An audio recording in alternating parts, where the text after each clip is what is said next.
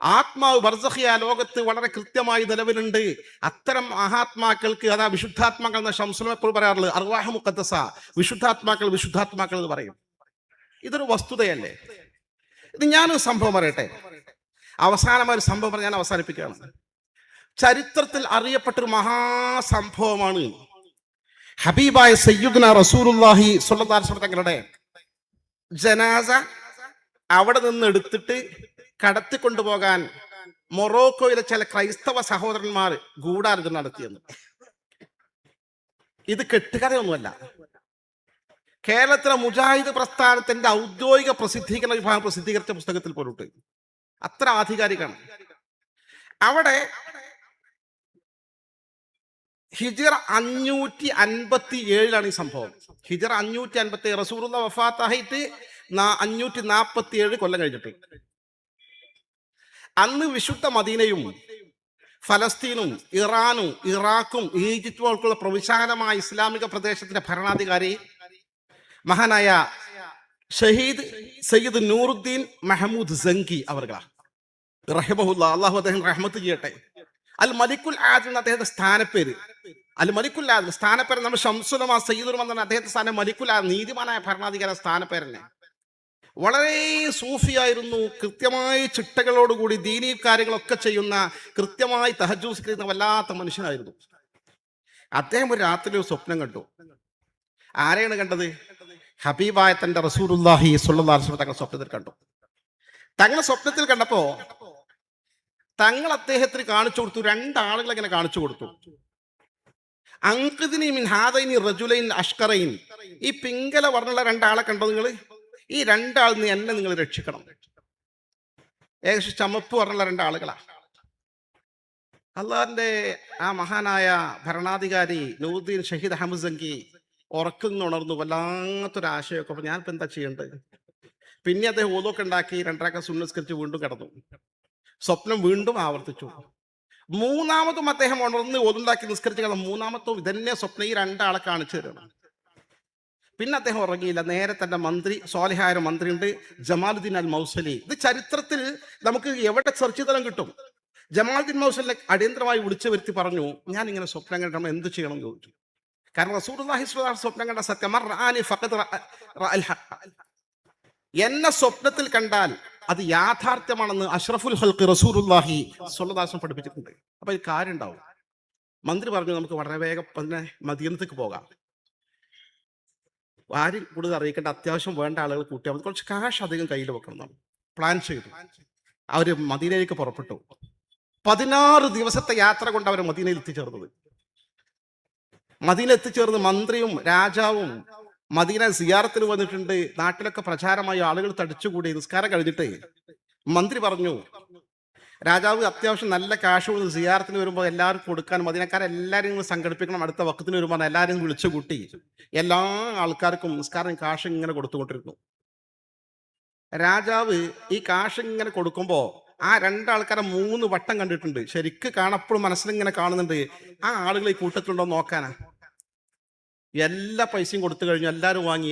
അങ്ങനത്തെ ഒരാളെ കണ്ടിട്ട് 2 ആളെ കണ്ടിട്ടില്ല. അവസാനം രാജാവ് മന്ത്രിയും ചോദിച്ചു, ഇനി ആരെങ്കിലും കാശ് വാങ്ങാണ്ടോ ചോദിച്ചു. എല്ലാവർക്കും കൊടുക്കണം കാശ്. ഇല്ല, ഇനി ആരും വാങ്ങാനില്ല. ആരും ഇല്ല വെച്ചു. ഇവിടെ 2 ആൾക്കാരുണ്ട്. ഒരു ഈ റസൂലുള്ളാഹിന്റെ റൗദന്റെ തൊട്ടപ്പുറത്ത് തന്നെ താമസിക്കുന്നത്. അവർ വലിയ പണക്കാരൻ. എല്ലാവർക്കും ദിവസേന ദാനം ചെയ്യും. എന്നും ജന്നത്തുൽ ബഖീൽ പോകും, സിയാറത്ത് ചെയ്യും. വലിയ നിസ്കാരം, നോമ്പും കാര്യങ്ങളൊക്കെ. ഹജ്ജിന് വന്നിട്ട് പിന്നെ അവർ പോയിട്ടില്ല നമ്മൾ. പിന്നെ അവരെ വിളിക്കുകയാണോ? അവർ 2 പേരും വിളിച്ചു. ആ വിളിച്ചവരെ കണ്ട മാത്രയിൽ രാജാവിന്റെ കണ്ണുകൾ നനഞ്ഞു. ഇതേ ആളുകളെയാണ് ഹബീബായ റസൂലുള്ളാഹി സ്വല്ലല്ലാഹു അലൈഹി വസല്ലം കാണിച്ചു കൊടുത്തിട്ടുള്ളത്. അവർ ചോദ്യം ചെയ്തു. ആളുകൾ ഇടപെട്ടു, രാജാവെ അവരെ ബുദ്ധിമുട്ടിക്കരുത്, അവർ നല്ല മനുഷ്യരാണ്, അവർക്ക് പൈസ ആവശ്യമില്ലാത്തതുകൊണ്ട് അവർ വരാത്തത്, അവർ നല്ല ഉദാരമതികളാണ്. അവസാനം അവരെ അവിടെ താമസിക്കുന്ന സ്ഥലം തൊട്ടപ്പുറത്ത് പോയി പരിശോധിച്ചു, ഒന്നും കാണല്ല. അവസാനം അവിടെ ഉണ്ടായത് പായ പൊക്കി നോക്കുമ്പോൾ ഒരു വലിയ തുരങ്കം. ഈ തുരങ്കം നേരെ റസൂലുള്ളാഹി സ്വല്ലല്ലാഹു അലൈഹി വസല്ലം റൗദ ഷരീഫിലേക്കാണ്, ഹുജ്റത്തുൻ നബവിയിലേക്കാണ്. ആ ഭൗതിക ശരീരം എടുത്തു മാറ്റിക്കൊണ്ടു പോകുവാൻ അവർ പറഞ്ഞു. ചോദ്യം ചെയ്തപ്പോ, ഞങ്ങൾ മൊറോക്കോയിൽ നിയോഗിക്കപ്പെട്ട 2 ക്രിസ്ത്യാനികളാണ്. ഹജ്ജ് എന്ന പോലെ വ്യാജേന വന്നതാണ്. ഞങ്ങൾ രാത്രി എന്നും കുറച്ച് ശബ്ദം ഉണ്ടാക്കാത്ത ഉറക്കും, മാസങ്ങളായി. പിറ്റേന്ന് രാവിലെ സിയാറത്തിന് പോകുന്ന വ്യാജനെ കൊണ്ടുപോയി ആ മണ്ണ് നിങ്ങൾ കീസിലാക്കിയിട്ട് അവിടെ എന്ത് ചെയ്യും, ജന്നത്തുൽ ബഖീലിടും. ഇങ്ങനെ നടത്തിക്കൊണ്ടിരിക്കുകയാണ്. പക്ഷേ ഇക്കഴിഞ്ഞ രാത്രിയിൽ ഞങ്ങൾ കുഴിച്ചുകൊണ്ട് വലിയൊരു പ്രകമ്പനം ഉണ്ടായി. ഏകദേശം ആ സ്ഥലത്തിന്റെ അടുത്തെത്തിയിട്ടുണ്ട്. ഞങ്ങൾ തകർന്നു പോകും തോന്നി. വലിയൊരു മിന്നൽ പിണർ, ആകെ ഭയചകിതരായി. അതിന് തൊട്ടുപിറ്റേ ഇന്നാണ് ഈ സംഭവവികാസങ്ങളൊക്കെ ഉണ്ടാകുന്നത്. രണ്ടാളും ഗളച്ഛേദം നടത്തി. എൻ്റെ സഹോദരന്മാരെ, ഈ സംഭവം ഇത് നമ്മൾ പറയുന്ന താരീഖിന്റെ കിതാബുകൾ മാത്രമാണ് തിരക്കിടില്ല. സാക്ഷാൽ ഇത്തരം കാര്യങ്ങൾ കഥയാണെങ്കിൽ ഒരുവിധം പറ്റുന്ന കഥകളും ചരിത്രവും ഒക്കെ നിഷേധിക്കാൻ കേരള നവത്തുൽ മുജാഹിദീൻ സംസ്ഥാന കമ്മിറ്റി പ്രസിദ്ധീകരിച്ച മദീനയിലും മസ്ജിദുൻ നബവി എന്ന പുസ്തകത്തിൽ വളരെ വ്യക്തമായി കൃത്യമായി ചരിത്രം വിശദമായി എഴുതി വെച്ചിട്ടുണ്ട്. നിഷേധിക്കാൻ സാധിക്കോ? ഇതിന്റെ പേജ് നമ്പർ 63 മുതൽ ഏതാനും പേജുകൾ ഈ സംഭവം വിശദമായി പറഞ്ഞിട്ടുണ്ട്. ഞാൻ സമയം ദൈർഘ്യമായി വായിക്കുന്നില്ല. ആർക്കാണ് നിഷേധിക്കാൻ സാധിക്കുക? ഇങ്ങനെ ഹബീബായ സയ്യിദുനാ റസൂലുള്ളാഹി സ്വല്ലല്ലാഹു അലൈഹി വസല്ലം തങ്ങൾ ഇതാ തന്റെ ഭൗതിക ശരീരം നീക്കം ചെയ്യാനുള്ള ഇടപെടൽ നടക്കുന്നതിന്റെ അവസാന ഘട്ടത്തിലാണ്. അത് ഇടപെടേണ്ട ഒരു രാജാവാണ്. രാജാവ് നേരിട്ട് വിവരം സ്വപ്നത്തിലൂടെ അറിയിക്കുന്നു. രാജാവ് വരുന്നു, ഇടപെടുന്നു. എന്നോ വഫാത്തായി പോയി 557 ഹിജ്റയിലാണല്ലോ ഇത്. അള്ളാഹുന്റെ ഹബീബ് വഫാത്തായി 5.5 നൂറ്റാണ്ട് കഴിഞ്ഞിട്ട് ഇതാ കൃത്യമായി അഭൗതിക ലോകത്ത് നിന്ന്, മറഞ്ഞ ലോകത്ത് നിന്ന് നേരിട്ട് ഇടപെടുന്നു. ആ കാര്യങ്ങൾ ഇടപെടുകയും കാര്യങ്ങൾ നിർവഹിക്കുകയും ചെയ്യുന്നു. ഇത് നിഷേധിക്കാമായിരുന്നു മുജാഹിദ് പ്രസ്ഥാനം പ്രസിദ്ധീകരിച്ചിട്ടുണ്ടെങ്കിൽ. ഈ പുസ്തകം പ്രസിദ്ധീകരിച്ചത് കൃത്യമായി അതിന്റെ അഡ്രസ് ഞാൻ നിങ്ങൾക്ക് വായിച്ചു തരാം. പ്രസാധകർ KNM book stall, Mujahid centre, Kozhikode 2. വളരെ കൃത്യമായി എഴുതി വെച്ചിട്ടുള്ളത്. ആർക്കാണ് ഇത്ര യാഥാർത്ഥ്യങ്ങൾ നിഷേധിക്കാൻ സാധിക്കുക? അല്ലെങ്കിൽ എവിടെ നിന്നാണ് നിങ്ങൾക്ക് ഈ ആശയം കിട്ടിയ? മറഞ്ഞ വഴിക്ക് ഉപകാരം ചെയ്യാൻ അള്ളാഹുവിന് മാത്രമേ സാധിക്കൂ എന്ന ഈ തെറ്റായ ആശയം നിങ്ങൾക്ക് എവിടെ നിന്ന് കിട്ടി? അള്ളാഹുവിന്റെ ആദം നബി അലൈഹിസ്സലാം മുതൽ അഖില പ്രവാചകന്മാരും പഠിപ്പിച്ച ആശയമാണ് ഇബാദത്ത് അള്ളാഹുവിന് മാത്രം. അള്ളാഹു അല്ല, നിങ്ങൾക്ക് ദൈവങ്ങളെ ഇല്ല, അള്ളാഹു മാത്രമാണ് മഅബൂദ്, അള്ളാഹു മാത്രമാണ് ഇലാഹി എന്ന്. ഇത് ലോകത്ത് മാറ്റമില്ലാത്ത ആദർശമാണ്. ശരീഅത്തിൽ മാറ്റങ്ങൾ വന്നിട്ട് ഓരോ നബിമാരെ കാലത്ത് ചില്ലറ മാറ്റങ്ങൾ വന്നിട്ടുണ്ട്. എന്നാൽ തൗഹീദിന്റെ വിഷയത്തിൽ മാറ്റമില്ല. അന്നൊക്കെ പഠിപ്പിച്ച ഇബാദത്ത് ആദം നബി അലൈഹിസ്സലാത്തു വസ്സലാം മുതൽ നബിയുൽ മുസ്തഫ മുഹമ്മദുൻ സ്വല്ലല്ലാഹു അലൈഹി തങ്ങൾ വരെയുള്ള നബിമാരുടെ മുഴുവൻ ചരിത്രം നിങ്ങൾ പരിശോധിക്കുക, മുഴുവൻ കിതാബുകൾ പരിശോധിക്കുക. അതിനുശേഷം നൂറ്റാണ്ടുകളെ മുസ്ലിം ലോക ചരിത്രത്തിന്റെ കിതാബുകൾ പരിശോധിച്ച് നോക്കി.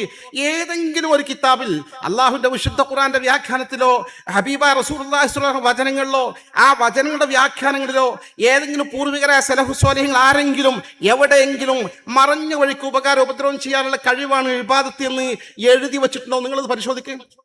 ഞാൻ എൻ്റെ സാധാരണക്കാരായി നാട്ടിലെ മുജാഹിദ് സുഹൃത്തുക്കളോടാണ് പറയുന്നത്. നിങ്ങൾ മൗലവിയോട് ചോദിക്കുക. അല്ല മൗലവി, നമ്മളും സുന്നിയും തമ്മിലുള്ള തൗഹീദിന്റെ പ്രശ്നം പറഞ്ഞാൽ മറഞ്ഞ വഴിക്ക് അള്ളാഹ്ക്ക് മാത്രമേ കഴിയുള്ളൂ, വേറെ ആർക്കും കഴിയില്ല എന്നുള്ളതല്ലേ? അങ്ങനെയാണ്. അതൊന്ന് കാണിച്ചിട്ട് മൗലവി, ഏതെങ്കിലും കിതാബ് കാണിച്ചിട്ട് നമുക്കിത് വിശ്വസിങ്ങൾ പറഞ്ഞ കേട്ടു, ഇതുവരെ സ്വീകരിച്ചു. ഖുർആനിലുണ്ടോ? ഇല്ല. ഹദീസിലുണ്ടോ? ഖുർആന്റെ ഏതെങ്കിലും തഫ്സീലുണ്ടോ? ഹദീസിന്റെ ഏതെങ്കിലും വ്യാഖ്യാന ഗ്രന്ഥത്തിലുണ്ടോ? സ്വഹാബാക്കൾ ആരെങ്കിലും പറഞ്ഞിട്ടുണ്ടോ?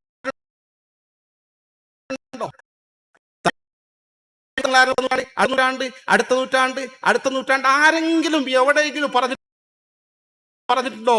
ഒന്ന് തെളിവ് തന്നെ പറഞ്ഞു നോക്കൂ. തെളിവ് തരാൻ കഴിയില്ല.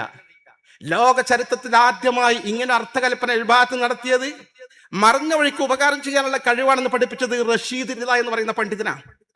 അദ്ദേഹം മുജാഹിദ് ഉണ്ടായത് 1937 അദ്ദേഹം മരണപ്പെട്ടു പോയത് റഷീദ് റിള. എന്നാ യഥാർത്ഥ മൗലവിയല്ല. ഇവിടുത്തെ മുജാഹിദ് യഥാർത്ഥ മൗലവിമാരാണ്. ഇത് ബ്രിട്ടീഷുകാരുടെ ചാരനായിരുന്നു ഇസ്ലാമിനെ നശിപ്പിക്കാൻ എന്ന് ചരിത്രം മുഴുവൻ രേഖപ്പെടുത്തി വെച്ച റഷീദ് റിള എന്ന് പറയുന്ന വ്യക്തിയാണ് ഇങ്ങനെ തെറ്റായ ഒരു സംഭവം ഇബാദത്തിന് അർത്ഥകൽപ്പന നടത്തിയത്.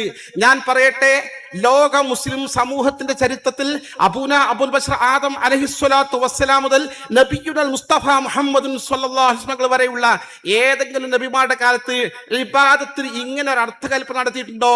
മറഞ്ഞ വഴിക്ക് ഉപകാരം ഉപദ്രവം ചെയ്യാനുള്ള കഴിവാണ് ഇബാദത്ത് എന്ന്? വേണ്ട. അള്ളാഹിന്റെ റസൂലിന് ശേഷം ഈ റഷീദ് റിള എന്ന കേവലം ഒരു 65 അല്ലെങ്കിൽ 100 കൊല്ലം മാത്രം 90 കൊല്ലം മാത്രം മരണപ്പെട്ടു പോയ ബ്രിട്ടീഷുകാരുടെ ചാരൻ എന്ന് ചരിത്രകാരന്മാർ രേഖപ്പെടുത്തി വെച്ച മുജാഹിദ് പ്രസ്ഥാനം പോലെ പുസ്തകങ്ങൾ, പുതുതായി എഴുതി വെച്ച പുസ്തകങ്ങൾ എഴുതി വെച്ച മുസ്ലിം വിരുദ്ധനായ റഷീദിനെതിരെയല്ലാതെ ഇസ്ലാമിക ചരിത്രത്തിൽ ആരെങ്കിലും എവിടെയെങ്കിലും മറഞ്ഞ വഴിക്ക് ഉപകാര ഉപദ്രവം ചെയ്യാനുള്ള കഴിവാണ് ഇലാഹാക്കൽ, ദൈവമാക്കൽ, അള്ളാഹുവാക്കൽ എന്നൊരു അർത്ഥകൽപ്പന എവിടെയെങ്കിലും എഴുതി വെച്ചതായി തെളിയിക്കാൻ ആർക്കെങ്കിലും സാധിക്കോ? എന്നും കൊണ്ടുവരാൻ സർവാത്മന സ്വീകരിക്കും. ആ ഒരു വെല്ലുവിളിയായി നമ്മൾ ഏറ്റെടുക്കുന്നു. അങ്ങനെ കൊണ്ടുവരാണെങ്കിൽ നമുക്ക് മുജാഹിദ് പ്രസ്ഥാനത്തിന്റെ അസ്തിത്വം അംഗീകരിക്കാൻ കഴിയും.